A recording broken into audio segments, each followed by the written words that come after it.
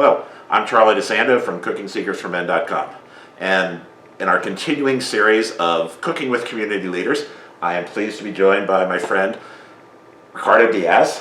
Ricardo has the same job that I do, which is we're both retired, but he has had a long, distinguished service to the city in many different areas, in the public sector, nonprofit. So we're going to talk about that in just a minute.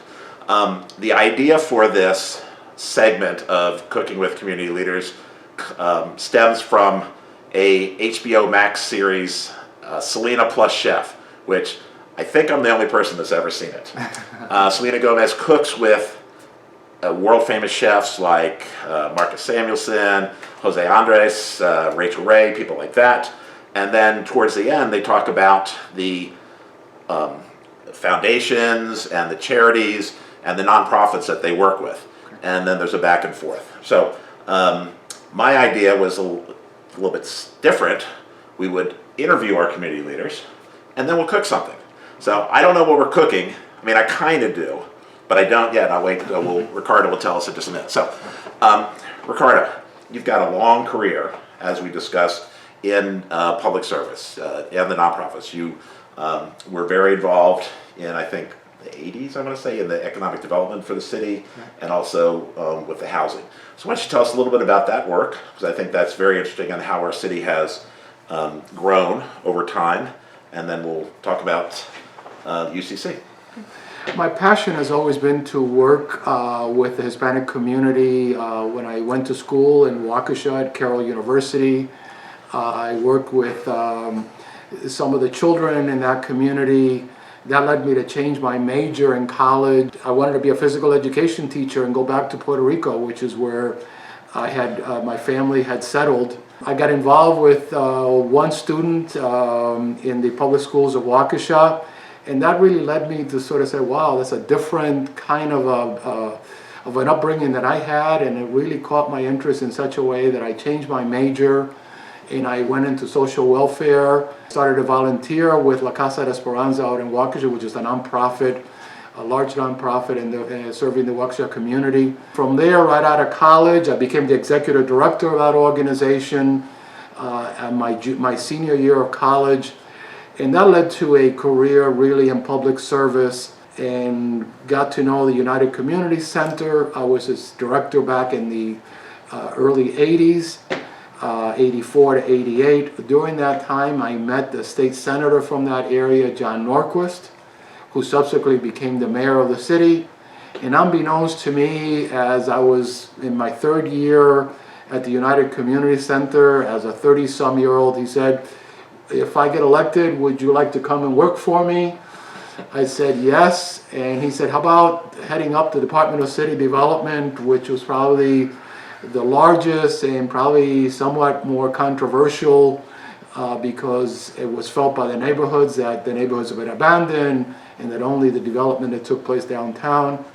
I came as an interim in 1988, right after he got elected, and 4 or 5 months later he said, would you like to do this permanently? And I said yes, knowing that I didn't know what I didn't know about downtown development, and the rest is history. So you did mention UCC, and that's, I think, what you're best known for in Milwaukee. You were executive director twice. First, then you went to the city, and you came back. Right. And you stayed there until you retired maybe 2-3 years ago? 2.5 years ago. 2.5 years ago. So they thought so much of you, they named the Ricardo Diaz Early Learning Center after you, which is very a nice way to end your career. So talk about your work at UCC and how that affected the community and Right. When I went back to the United Community Center in 2003, my predecessor had done an incredible job of just continuing the momentum that several of us have started. He continued it, and I just basically ran the next relay for the next 17 years. But the focus was, how can we get our students from elementary school all the way to college and career? What do we need to do by way of really getting the best teachers, paying them well, making sure that we value teachers, because knowing that that leads to good results in the classroom and subsequent success. Summer school, we knew we needed to add hours to the classroom time because we knew that would make a difference, starting earlier. So we developed a number of strategies that we knew helped our students who were going to be behind just because of the zip code they lived in and the circumstances they lived in. How do we make that up? Start earlier, so we set up a kindergarten, 3-year-old kindergarten early on. After school was mandatory, summer school was mandatory. And so all of those efforts, along with an incredible group of staff that I've always been very fortunate that I've surrounded myself with people who knew more than I did at most of the time, not any given time, most of the time, knew more than I did about what needed to be done. As we moved on the years, we kept on constantly tweaking and adding ingredients. Not unlike the food we're going to cook today. The more you do it, you learn certain ingredients needed to be added. And so we said during that tenure that it wasn't only K-3, maybe we needed to go younger.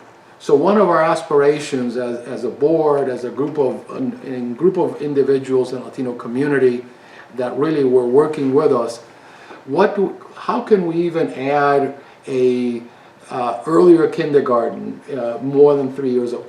So that became a part of the adventure over the last 4 or 5 years, and we hit up on this early learning academy.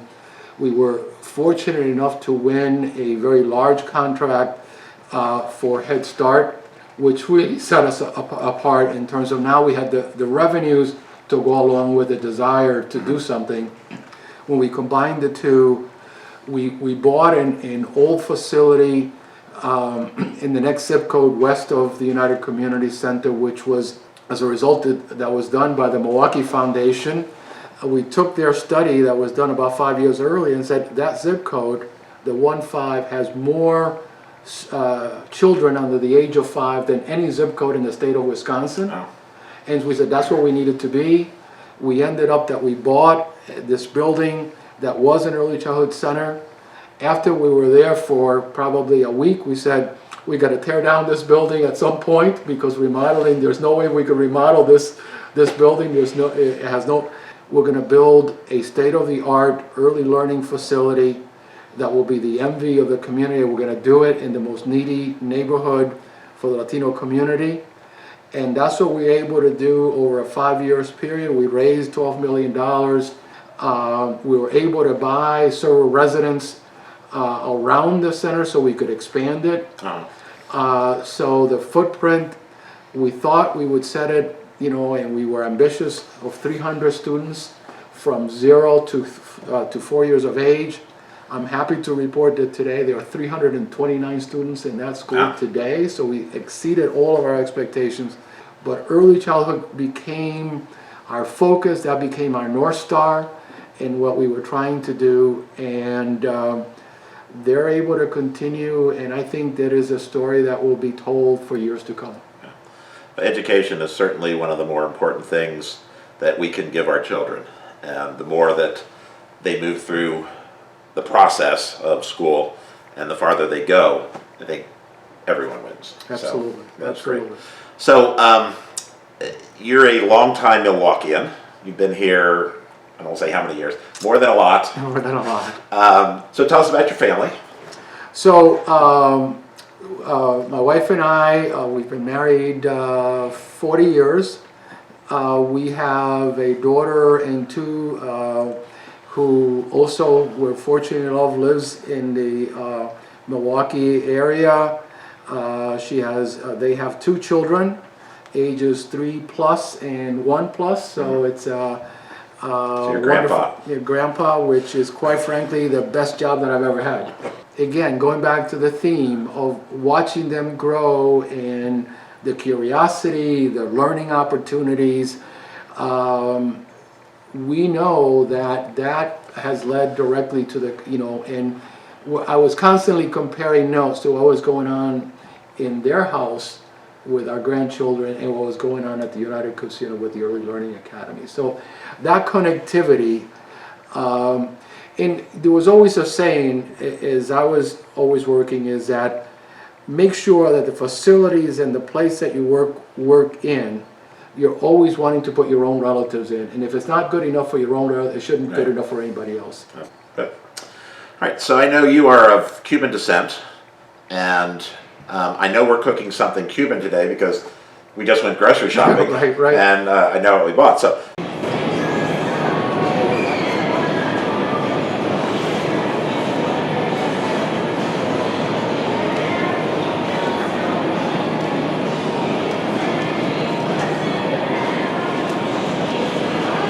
Sometimes what you could do when you don't have the sour orange or the vinegar, you get a little orange juice in a lime, and you blend them together. There you go. That will do it as well.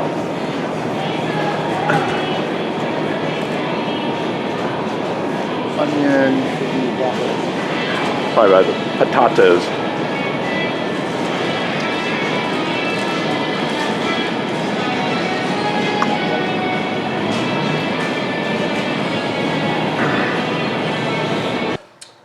What are we cooking today? So we're cooking frijoles negros, which is black beans, which is a typical Cuban beans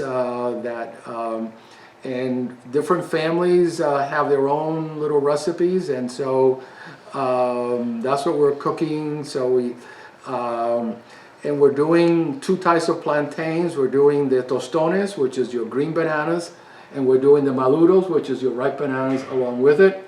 A little bit of rice, and so not a total typical. We're missing the meat, but that's okay. We're going vegetarian today. It is a typical Cuban dish that I think most families of Cuban descent will relate with, but I think today black beans are a dish that is being cooked all over the American cuisine.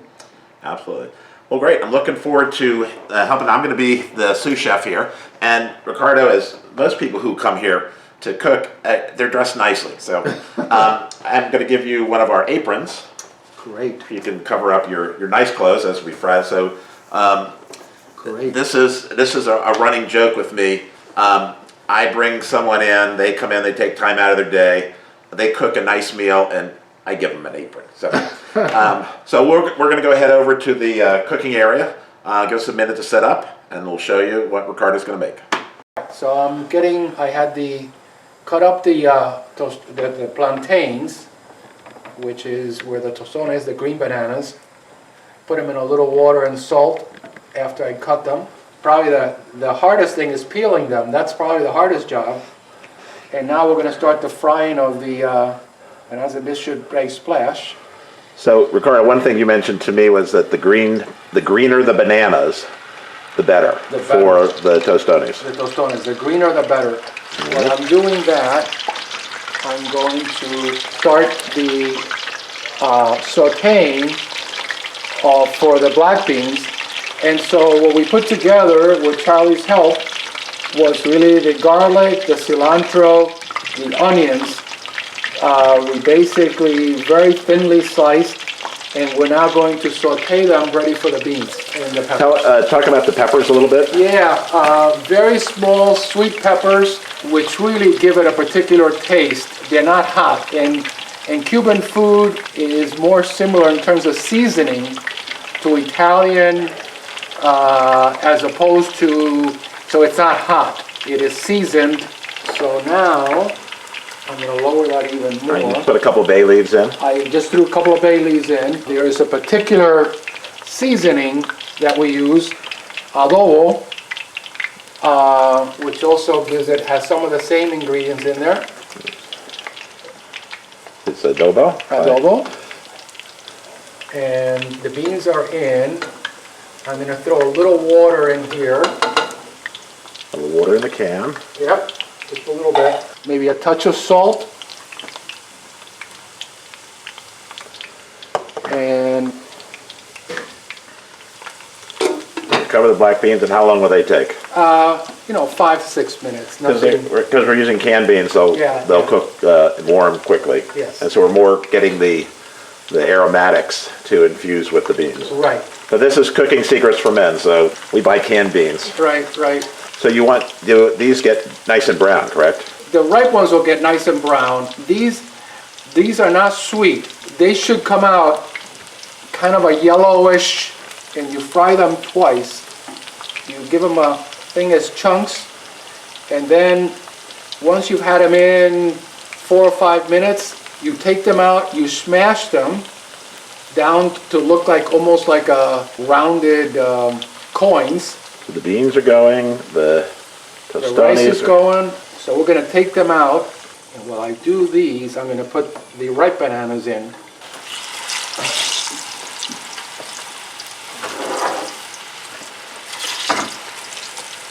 All right, wow. They're frying up nice and golden. How long do these usually take? This shouldn't take, I'm saying 2 minutes on each side. Uh-huh. So he's turned them once, and this is our own on the back side. So for the plantains, the more ripe, and for the green bananas, They're more green. the more green they are. All right. So we're learning something. Actually, Charlie, I take it back. I think we're on the right track here. Oh, good. It could have been a little bit riper, but They look pretty, pretty golden brown to me. yeah. All right, so we're putting them out on a plate that's a little paper towel on it so they'll drain a little bit. And then I think we're going to go smash some other bananas. Right. So just no scientific to this, just down. You want them to be flat so they'll fry evenly. Right. We're going to use the same oil, so Some oil. good for everybody. All right, everybody in the pool.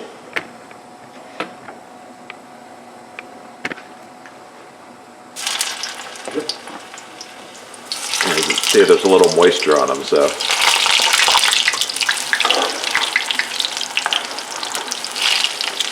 And this won't take long. This will take literally a minute. All right, take the beans off, the heat, I'm gonna stir them around, and our tostones are looking good. So we do the same thing with tostones once they're fried. Put them on a little plate to drain, and then we'll put everything together. All right, so Ricardo's gonna take out the plantains. We're gonna let them drain a little bit, and then we've got our rice and our beans. And I think we're going to be just about ready to rock and roll for lunch. All right. So we serve a little bit of rice. We put the beans on top, and then we add the tostones as one. I just need to take a look at this. These are the tostones, and these are the sweet plantains. They they smell great, they look great, and in just a minute, I'm sure they taste great. So. All right, so we go rice first. Yeah. All right, a little rice. And on the rice, you just put a little olive oil. I did not put it. I Put it on the beans. On the beans, yes. Okay. On the beans. So a little rice. A little rice. And the beans go on top of the Put rice. it on top of the rice. All righty. And the beans. There's a little bit of a. You've got some vinegar in there, right? A little bit of yes. Good idea. And I'm going to start with one of each. And I know I'm not going to end with one of each, but I'm going to start with one of each. Alrighty. So this is just a lunch portion. First course of lunch. This has really been fun, Ricardo. I'm going to have to taste the sweet plantain because I already tasted the tostone that I dropped on the floor.